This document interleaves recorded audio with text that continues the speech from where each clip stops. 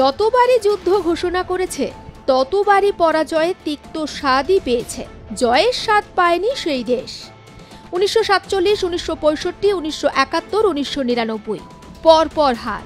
তারপর 2025-এ ভারতের কাছে অপারেশন সিঁদুর সার্জিক্যাল স্ট্রাইকেও হার। এবার বুঝতে পাচ্ছেন তো কোন দেশের কথা বলছি? হ্যাঁ, সে দেশ হলো পাকিস্তান। ভারতের সঙ্গে তাদের বহুবার সংঘাত হয়েছে, কিন্তু একবারও পাকিস্তান সেখানে নিশ্চিত জয় দাবি করতে পারেনি। এই ব্যর্থতার তালিকায় নতুন কিছু নেই। তবে 1986 সালের 17 ডিসেম্বর ঘটেছিল এমন একটি ঘটনা যা সাধারণ যুদ্ধ নয়, ইতিহাসের অদ্ভুত অধ্যায়গুলোর মধ্যে একটি। এ যেন এক অদ্ভুত জয় পাকিস্তানের।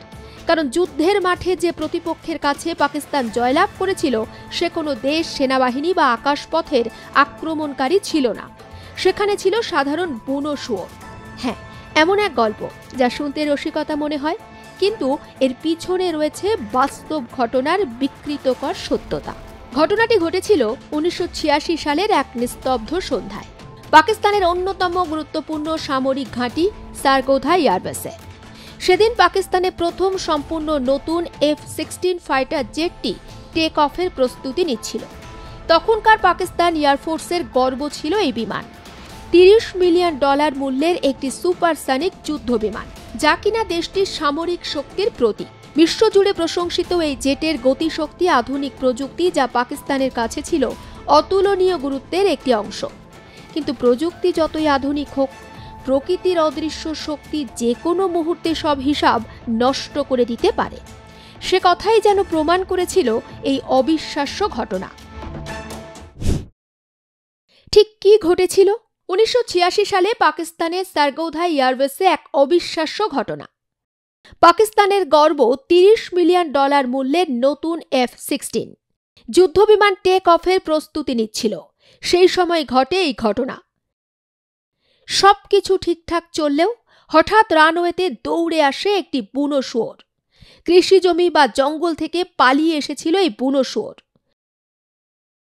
পাইলটের কিছু করার আগেই জেটটি বুনো শুয়োরের সঙ্গে ধাক্কা খায়। সেই মুহূর্তেই ঘটে যায় ভয়ঙ্কর বিস্ফোরণ।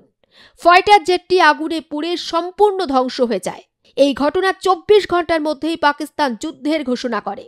সিভিল ওয়ার হয় পাকিস্তানের সঙ্গে তাদের দেশেরই শুয়োর বাহিনীর। সেই যুদ্ধে পাকিস্তানি সেনা 100-রও বেশি শুয়োর হত্যা করে। পাকিস্তানেই এই সব সম্ভব। সারগোধা এয়ারবেসের আকাশ সেই রাতের কথা ভুলতে পারেনি। যে জেটটিকে পাকিস্তান তাদের আকাশের অভিভাবক বলতো, সেটি ধ্বংস হলো এমন একটি প্রাণীর সঙ্গে সংঘর্ষে। এই ঘটনার পর পুরো সামরিক বাহিনীর মধ্যে শোক নয়, বরং বিকৃতকর নীরবতা ছড়িয়ে পড়ে। কারণ ঘটনাটি শুধু তাদের একটি বিমান ধ্বংস করেনি, বরং দেশ জুড়ে আলোচনার কেন্দ্রবিন্দু হয়ে ওঠে। কিভাবে উন্নত প্রযুক্তি, প্রশিক্ষিত পাইলট ও কড়া নিরাপত্তার মধ্যেও একটি সাধারণ শুয়োর এমন ক্ষতি করে ফেলল? এই গল্পটি শুধুমাত্র একটি বিমান দুর্ঘটনার বিবরণ নয়, এটি সেই রাতে ঘটে যাওয়া এক অসাধারণ, অবিশ্বাস্য, লজ্জাজনক ঘটনার প্রতিচ্ছবি। সেদিন পাকিস্তান এয়ারফোর্সকে পরাজিত করতে কোনো শত্রু সেনা, কোনো অস্ত্র, কোনো আক্রমণ লাগেনি। একমাত্র দরকার ছিল এক পালানো খামারের বুনো শুয়োরের দৌড়। 1986 সালে সেই ঘটনা আজও অনেকের কাছে ব্যঙ্গের বিষয়।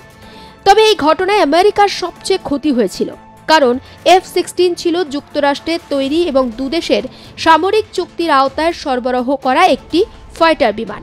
বিমানটির ক্ষতি হয়ে যাওয়ায় মার্কিন প্রযুক্তি প্রস্তুতিকারক কোম্পানি এবং রপ্তানি চুক্তির ক্ষতি হয়। আর চুক্তি বজায় রাখতে আমেরিকাকে আবার নতুন জেট সরবরাহ করতে হয়। ফলে আর্থিক ক্ষতির পাশাপাশি যুক্তরাষ্ট্রের সামরিক ভাবমূর্তিও ধাক্কা খায়। কারণ এটি প্রমাণ করে প্রযুক্তি যতই উন্নত হোক, একটি মুহূর্তের অপ্রত্যাশিত ঘটনা সবকিছু বদলে দিতে পারে। সেদিন সত্যিই পাকিস্তানের আর কোনো শত্রুর প্রয়োজন হয়নি, তারা নিজেরাই নিজেদেরকে পরাজিত করেছিল। Bureau report, R+ news.